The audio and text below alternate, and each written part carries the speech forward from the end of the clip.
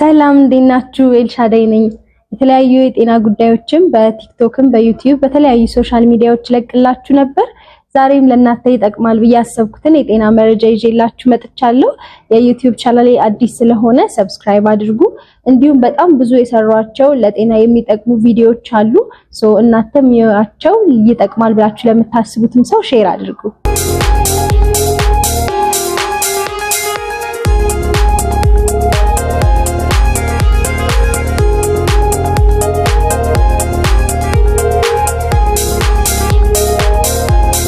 ዛሬ እንድናወራ የፈለኩት የጤና ጉዳይ ስለ ማንኮራፋት ነው። ያው ማንኮራፋት በጣም ብዙ ሰው የሚሳቀቅበት የጤና እክል ነው፣ ግን የሚያሳቅቅ ነገር አይደለም። ምክንያቱም መንስኤውን ካወቃችሁት ራሳችሁ ትሪት ብታረጉት ነገር ነው ወይ በሐኪም ታይታችሁ መፍትሄ የምታገኙለት ነገር ነው። ስለዚህ ማንኮራፋት መንስኤው ምንድነው? ለምን ይከሰታል? ለምን ይደጋገማል? ምን ባስተካክል ማንኮራፋትን እቀንሳለሁ?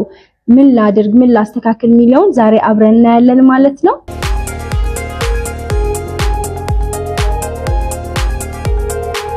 ማንኮራፋት የሚፈጠረው የላይኛው መተንፈሻ ክፍል መርገብገብ ወይንም ደግሞ በተለያዩ ምክንያቶች የላይኛው መተንፈሻ ክፍል አየር የሚወጣበት ወይንም ትንፋሻችን የሚተላለፍበት በተለያዩ ነገሮች ሲዘጋ ወይንም ለማለፍ ሲጠበው የአየር ለማለፍ ሲጠበው ሲዘጋበት ነው።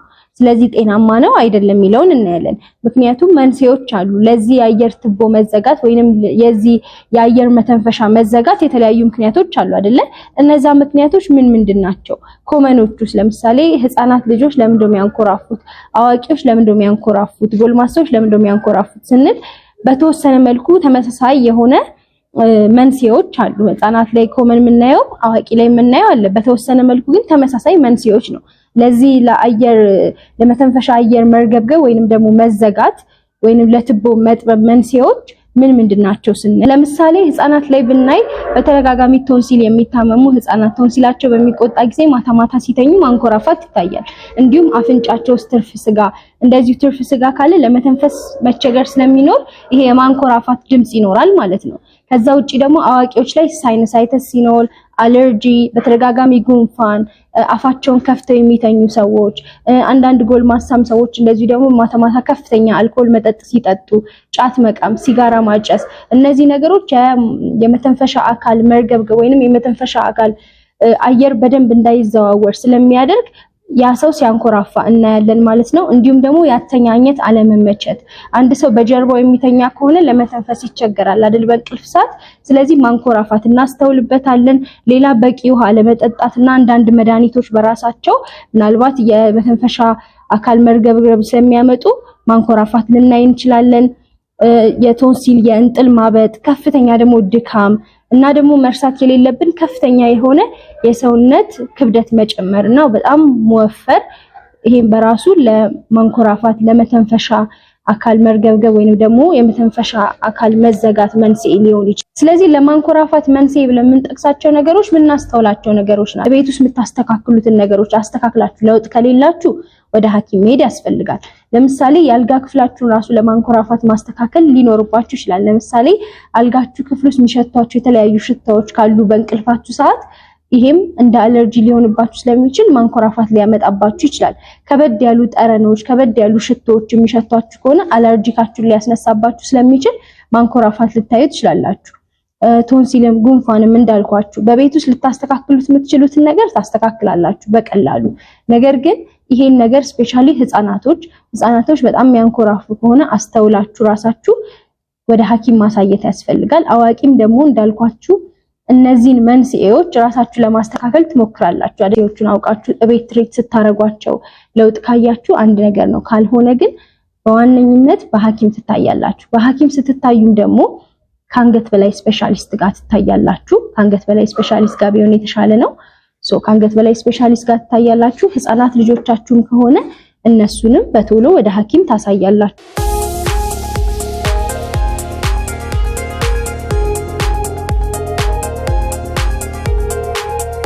በሐኪም እስከተታዩ ደግሞ በቤት ውስጥ ማድረግ ያለባችሁ እንዳልኳችሁ አልኮል መጠጦች ከሆነ አልኮል መጠጥ ቀንሳላችሁ፣ አተኛኘታችሁን ታስተካክላላችሁ። በጀርባ ከመተኛት ይልቅ በጎን መተኛት፣ ራሳችሁን ደግሞ ዝቅዝቅ አድርጋችሁ ከተኛችሁ የመተንፈሻ አካላችሁ ስለሚታፈን መጨነቅ ስለሚኖር የመተንፈሻ አካል መጨነቅ ስለሚኖር ነው ማንኮራፋት የሚኖረው።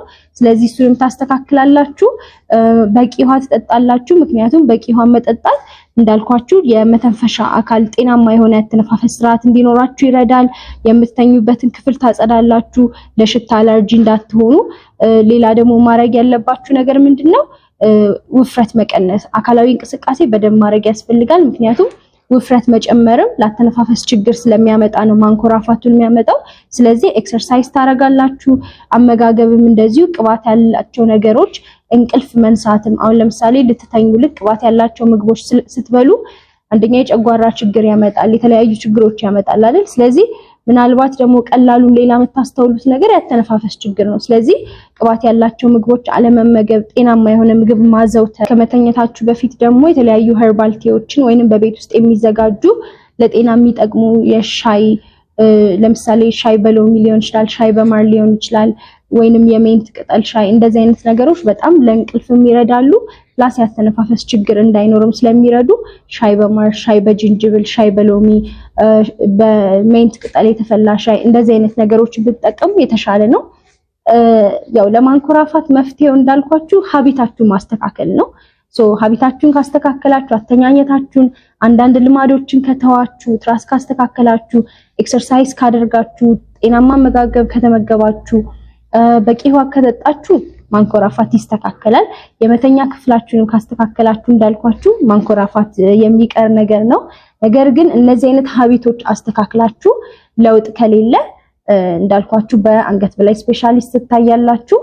ከዛ ውጪ ደግሞ ህፃናትም ልጆች እንደዚህ ከአዋቂዎች ይልቅ ነው ህፃናቶች በጣም የሚያንኮራፉ ከሆነ እነሱን ነው በደንብ አስተውለን በአንገት በላይ ስፔሻሊስት በህፃናት ስፔሻሊስት ማሳየት ያለብን። እንዳልኳችሁ ምናልባትም አፍንጫ ውስጥ ምናልባት የስጋ መብቀል እንደዚህ ካፈጣጠር ጋር ችግር ምናምን ካለም በቶሎ ለሐኪም ታሳያላችሁ ልጆቻችሁን። አዋቂዎችም እንደዚሁ ከሳይነሳችሁ ጋር ወይ አፍንጫችሁ ውስጥ ወይ ጉሮሮ አካባቢ እንደዚህ ያፈጣጠር ጋር ችግር ካለ የተለያዩ ስር የሰደዱ የጤና እክሎች ካሉ በሐኪም ትታያላችሁ። በሐኪም ታይታችሁ መፍትሄ ካገኛችሁ በጣም ጥሩ ነው። እንዳልኳችሁ ግን ወይ በሐኪም መፍትሄ በሐኪም የሚታከም ኬዝ ሊሆን ይችላል፣ ወይ ደግሞ እናንተ ቤት ውስጥ ያላችሁን ሀቢት ማስተካከል ሊኖርባችሁ ይችላል። እንደዚህ ካስተካከላችሁ በማንኮራፋት አትሳቀቁም ማለት ነው። ምክንያቱም አንዳንድ ሰው ይሳቀቃል ሲተኛ ሲያንኮራፋ ምናምን የሚሳቀቅ ሰው ይኖራልና ሰውም እየረበሸ ሊሆን ይችላል፣ ባለቤቶቻችሁንም እየረበሻችሁ ሊሆን ይችላል። የምትሳቀቁበት ነገር አይደለም ይሄ። ስለዚህ የተወሰነ ኢንፎርሜሽን ስለማንኮራፋት አግኝታችኋል ብዬ አስባለሁ። ለዛሬ ጠቅማችኋል ብዬ ያሰብኩት ቪዲዮ ይሄ ነበር። ጠቅማችኋል ብዬ ተስፋ አረጋለሁ። ሌላ እንድሰራላችሁ የምትፈልጉት ማንኛውም የጤና ጉዳይ ካለ በቲክቶክ፣ በዩቲዩብ ኦር በኢንስታግራም ላይ ኤልሹ ሜዲክ ብላችሁ ሰርች ብታረጉ ታገኙኛላችሁ። እንዲሁም የዩቲዩብ ኮሜንት ላይ ልታስቀምጡልኝ ትችላላችሁ። የተለያዩ የሰራሁላችሁ ቪዲዮዎች አሉ። ብዙ ሰው ጋር እየደረሰ ስላልሆነ ገብታችሁ እያቸው። ይጠቅማል ለምትሉትም ሰው ሼር አድርጉ። ዩቲዩብን ሰብስክራይብ ማድረግ እንዳይረሳ። በቀጣይ በሌላ ጤና ጉዳይ እስክንገናኝ ድረስ መልካም ጊዜ